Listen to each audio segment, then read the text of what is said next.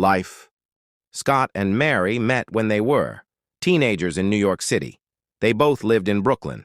Scott was shy. Mary was friendly and smart. They often saw each other at the park near their homes. One day, Scott told Mary he needed a job. He had an interview at an office, but he was nervous. Mary wanted to help him. "Scott," she said, "listen to me. For the interview, wear nice clothes. Look at the person when you talk. Smile, tell them you are a hard worker, you learn fast, and say thank you at the end." Scott listened carefully. He practiced with Mary. He felt better. The next week, Scott went to the interview. He remembered Mary's advice. He wore his best shirt. He smiled. He looked at the manager. He said he was a hard worker and learned fast. At the end, he said, "Thank you." 2 days later, the office called Scott. "You have the job," they said. Scott was very happy. He ran to tell Mary. Mary, I got the job. Thank you for your help." Scott was excited. Can I buy you a coffee to say thank you?" Mary smiled. "Yes, Scott. I like coffee." They went to a small coffee shop near the park. It was their first date. They talked for hours. Scott told Mary about his family. Mary told Scott about her school. They drank coffee and ate cookies. They laughed a lot. Scott liked Mary very much. Mary liked Scott too. When they left the coffee shop, Scott asked, "Can I see you again?" Mary said, "Yes, please." After that coffee date, Scott and Mary started dating. They saw each other often.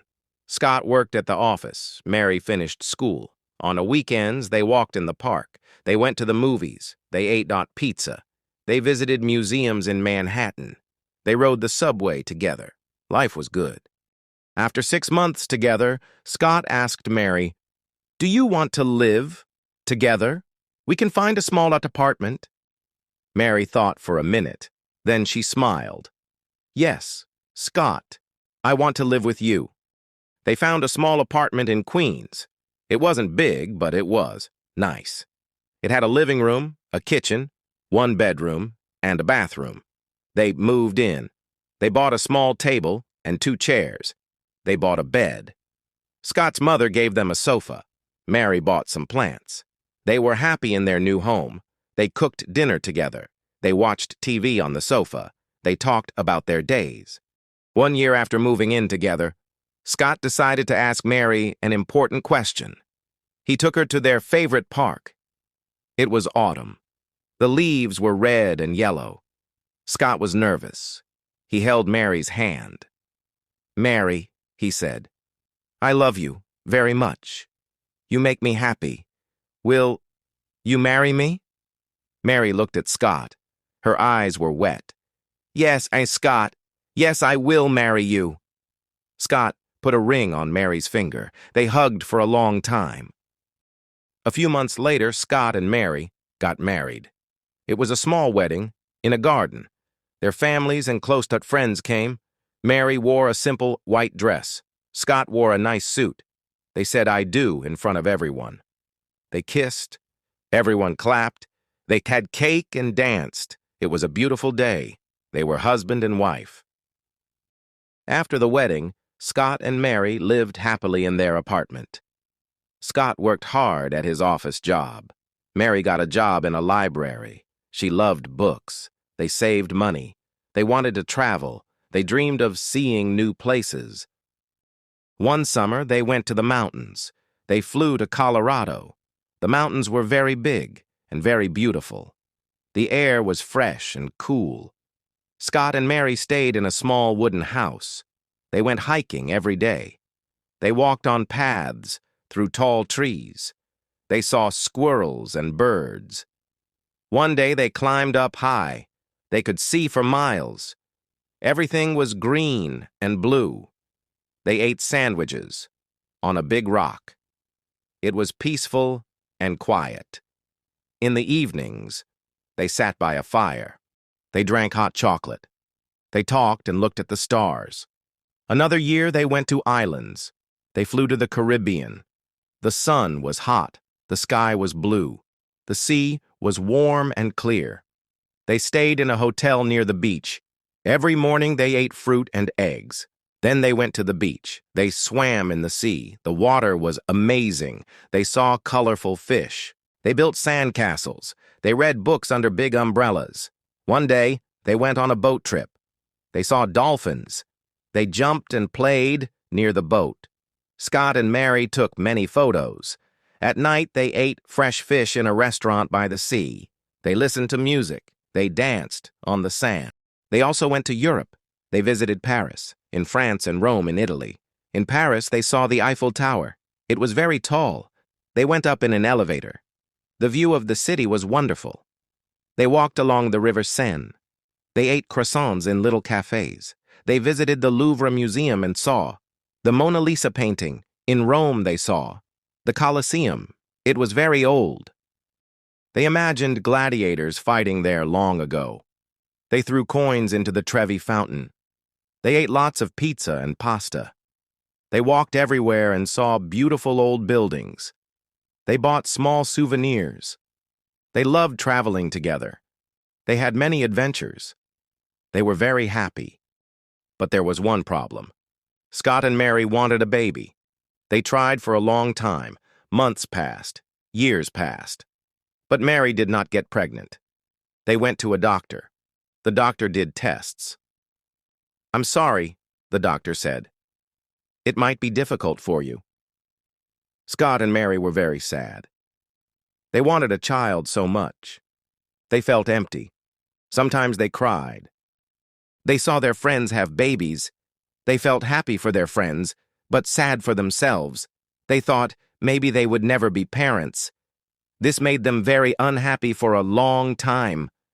Then, one day, something wonderful happened. Mary felt sick in the morning. She felt tired. She went to the doctor. The doctor did a test. "Mary," the doctor smiled, "you are pregnant." Mary couldn't believe it. She called Scott immediately. "Scott, come to the doctor's office now!" Scott was worried. He ran to the doctor. When he arrived, Mary was crying. Scott was afraid. "What's wrong, Mary?" Mary smiled through her tears. "Nothing's wrong. I'm pregnant, Scott. We are going to have a baby." Scott hugged Mary very tightly. They both cried happy tears. They were so excited. After so many years, their dream was coming true.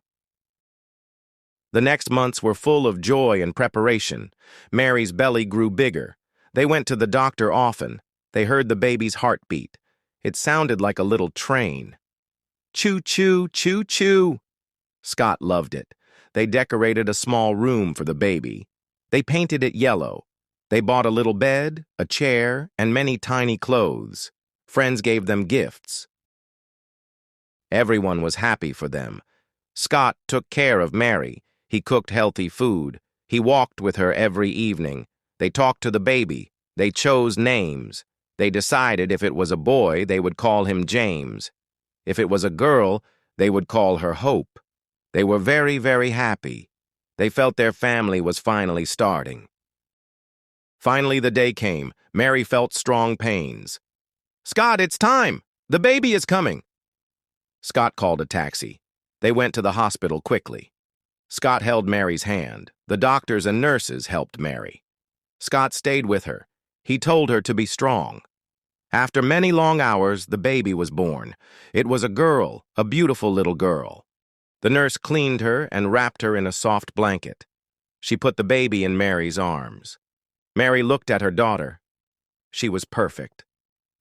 "Hello, Hope," Mary whispered. "I love you." She kissed Hope's tiny head.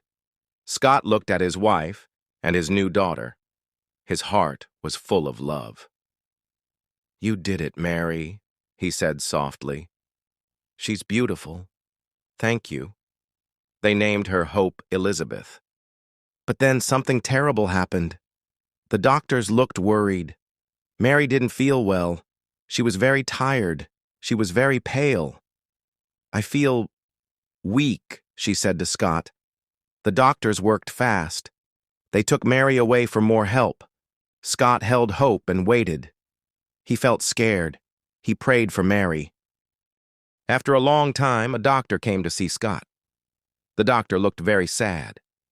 "Mr. Scott," the doctor said gently, "I am so sorry. We tried everything. But Mary, she had a big problem inside.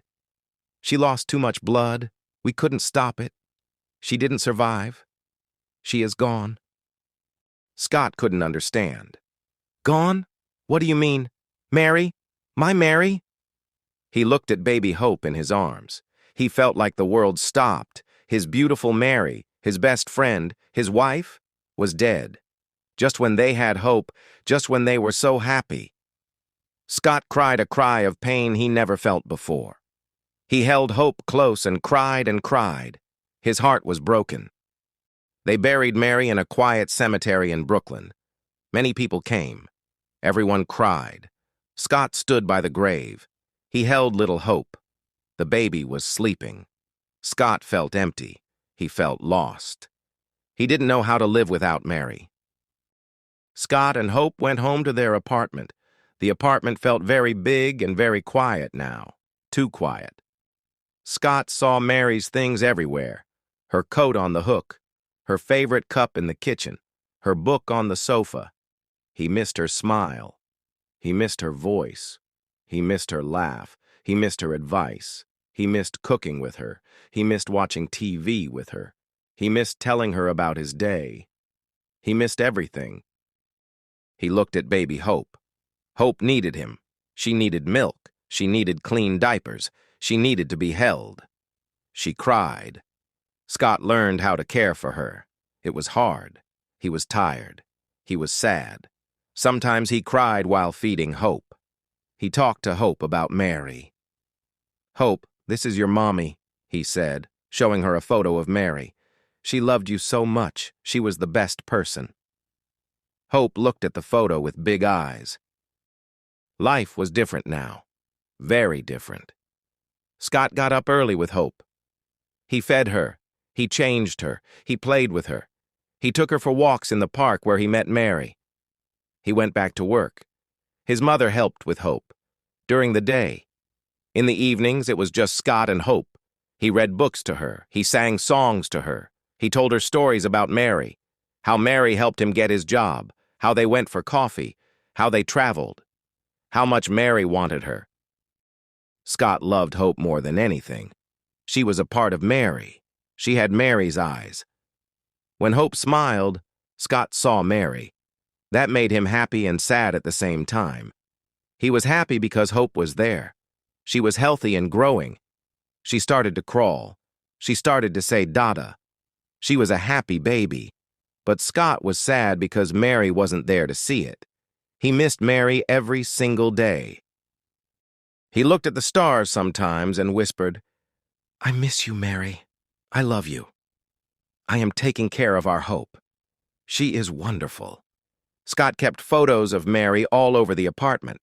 He wanted Hope to know her mother. He told Hope stories about Mary every day. He took Hope to the coffee shop, where he and Mary had their first date. He sat at the same table. He drank coffee. Hope drank milk. He remembered that happy day long ago. Life was not easy without Mary. Scott often felt lonely. He often felt sad, but Hope gave him a reason. To get up every morning, she gave him hope, just like her name. He promised Mary he would be a good father. He promised Mary he would love Hope forever. And he did. He loved Hope with all his heart. And in his heart, he always loved Mary. He always missed her. But Hope helped him smile again. Hope was his little light. She was Mary's gift to him. Scott held Hope close and looked out at the New York skyline. They were a family, a different family, but a family full of love. Love for each other, and love for Mary, always. Life continued for Scott and Hope in their New York apartment. Hope grew bigger. She started school. Scott was happy to see her learn and make friends. But life became harder for Scott. Scott worked long hours at his office job, but the money was not enough. Bills arrived every month. Rent, electricity, heat, food, clothes for Hope. Scott worried all the time. How can I pay for everything? He thought. He worked extra hours. He felt very tired. He had no time to rest. He woke up early to make breakfast for Hope and take her to school. Then he went to work. After work, he picked Hope up. He made dinner. He helped Hope with her homework. He cleaned the house. He washed clothes. He did everything alone. It was difficult. He missed Mary every day. He needed help, but he had no one. His parents lived far away. Friends had their own families.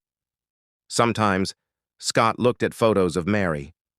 "I need you, Mary," he whispered. "It's so hard without you." He felt very lonely and sad. Hope was a smart and kind girl, like her mother. She saw her father was tired. She wanted to help. She started cleaning her room. She put her toys away. She tried to help with cooking. Once, she tried to make eggs. It was messy. Eggs were on the stove on the floor. But Scott smiled. "Thank you for trying, sweetheart," he said. He cleaned the kitchen and showed her how to cook simple things. Hope helped set the table. She helped wash dishes. Some broke, but it was okay. She tried to tidy the living room. She even made Scott's bed sometimes. "Look, Daddy, I helped," she said. Scott hugged her tightly. "You are a wonderful helper, Hope, just like your mom." Hope smiled. Helping her dad made her feel good. One Saturday, the doorbell rang. Scott opened the door. A woman stood there. She looked very familiar. She had Mary's eyes. She had Mary's smile. Scott was shocked. "Hello," the woman said. "You are Scott?" "I am Ellie, Mary's sister." Scott remembered.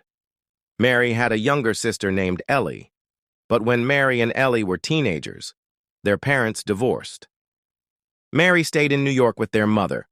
Ellie moved far away to Japan with their father. The sisters lost contact. They almost never spoke. Scott had never met Ellie. "Ellie?" Scott said. "Please, come in." Hope peeked from behind Scott. "Who is it, Daddy?" Ellie looked at Hope. Tears filled her eyes. "Hello, Hope," Ellie said softly. "I am your Aunt Ellie. Your mother was my sister," Ellie explained.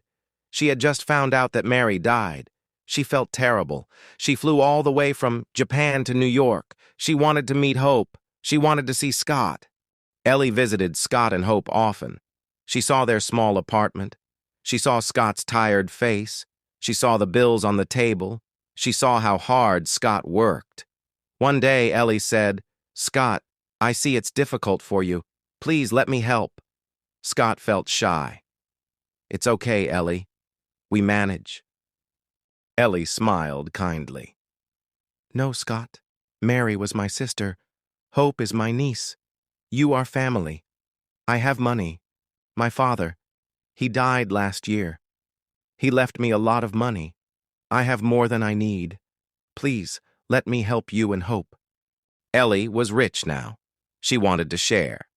She helped Scott pay the rent. She bought good food for them. She bought new clothes for Hope. She even paid for Hope to go on a school trip. Scott felt relieved. He could breathe again. He could work less. He had more time for Hope. Ellie looked so much like Mary. Sometimes, when Scott saw her from behind, his heart jumped. Mary? He thought for a second.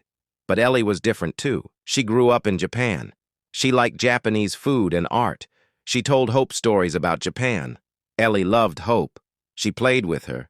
She read her books. She took her to the park. Hope loved Aunt Ellie. Sometimes Ellie stayed late.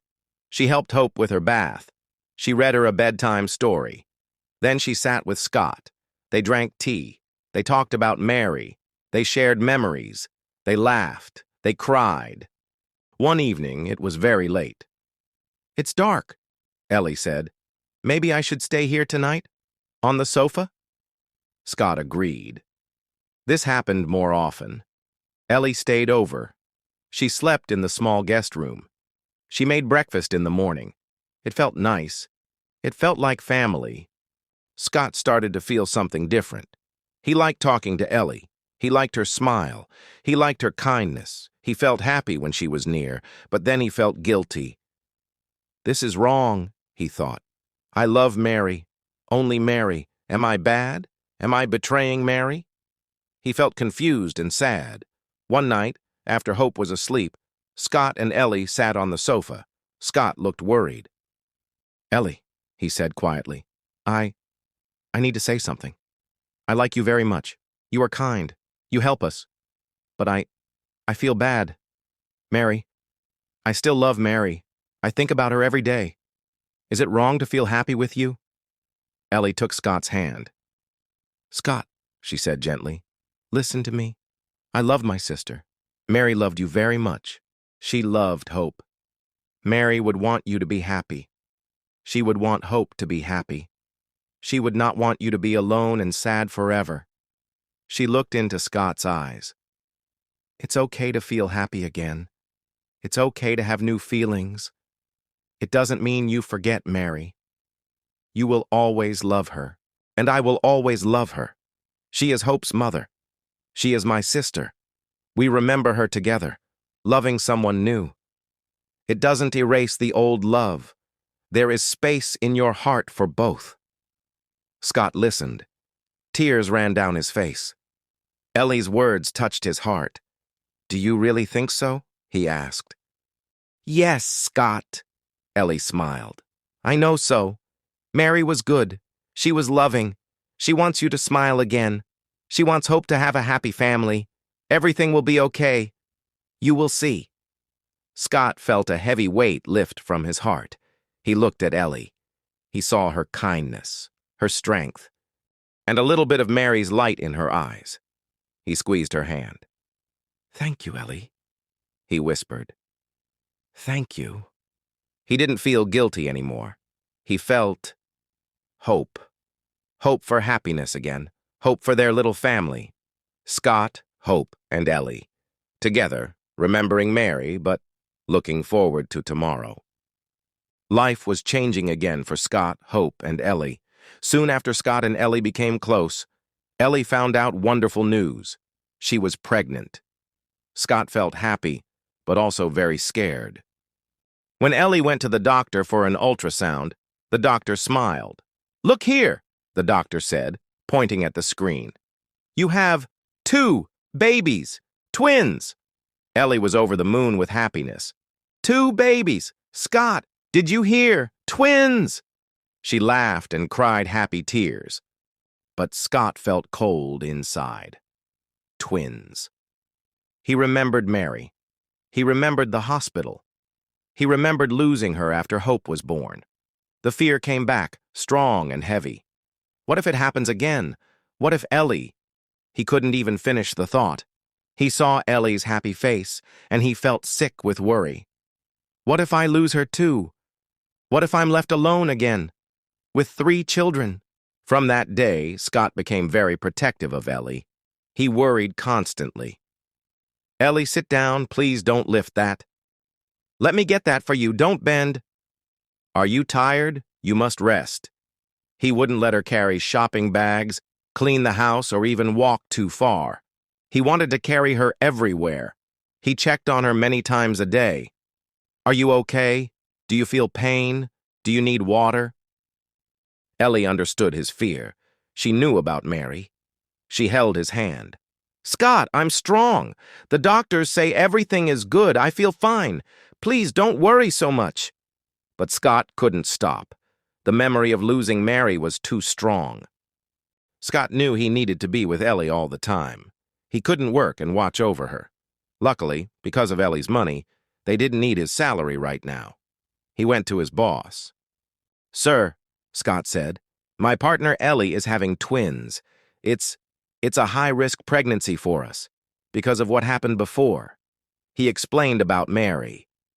I need to be home. I need to take care of her. Can I please have a long holiday? His boss was kind. He knew Scott was a good worker and had been through a lot. Yes, Scott, he said. Take the time you need. Your job will be here when you come back. Be with your family. Scott felt relieved. Now he could stay home and protect Ellie. Months passed. Ellie grew bigger. Scott watched her like a hawk. Hope was excited to be a big sister. She helped Scott take care of Ellie, bringing her water or a blanket. Finally, the day came. Ellie felt the babies were ready. They went to the same hospital where Hope was born. Scott held Ellie's hand tightly. His heart was beating very fast. He was so afraid. Please, not again. Please let Ellie be okay. The doctors and nurses were wonderful. They worked calmly. Ellie was very brave. Scott stayed right beside her, telling her she was strong. After some time, they heard a cry. A baby boy. Then another cry. Another baby boy. 2 healthy babies. Scott looked at Ellie. She was tired but smiling. "Look, Scott," she whispered. "Our sons." The nurses cleaned the babies and gave one to Ellie and one to Scott. Scott held his tiny son. Tears ran down his face, but this time they were tears of pure relief and joy. Ellie was okay. The babies were okay. The doctor smiled at Scott. "Everything is perfect, Scott. Ellie did great. The boys are strong and healthy." The heavy fear that Scott carried for months finally lifted. He felt like he could breathe again. He kissed Ellie's forehead. "You're amazing. Thank you. Thank you for being okay." Ellie smiled weakly. "I told you it would be okay." They named the boys Andrew and Michael. They brought the twins home to their apartment. It was noisy and busy with 2 newborns and Hope, but it was a happy noise. Scott felt a peace he hadn't felt since before Mary died. He watched Ellie feed Andrew. He watched Hope gently hold Michael. He felt so much love. They had money, they had a home, and now they had 2 more beautiful children. Years passed. Hope grew into a kind and responsible young woman, just like her mother Mary. She loved her little brothers very much. Andrew and Michael grew fast. They were active, funny boys. Ellie was a wonderful mother to all 3 children. Scott was a loving father and partner. They moved to a bigger house in a quieter part of New York. Scott went back to work, but he always had time for his family. They had picnics in the park. They went on trips to the beach. They celebrated birthdays and holidays with joy. Scott never forgot Mary. Her photos were still in the house. He told Andrew and Michael stories about their Aunt Mary and their big sister Hope's mother. He told them how brave and kind she was. Ellie always listened and smiled. She loved Mary, too. Life wasn't always easy, but it was full of love. Scott had lost Mary, but he had found happiness again with Ellie. He had Hope, a constant reminder of Mary's love. And he had Andrew and Michael, bringing new laughter and light into his life. They were a family, built on love, memory, and the simple joy of being together. They lived, not without sadness sometimes, but mostly happily ever after. Not all stories end with sadness. Sometimes, after the storm, the sun shines even brighter.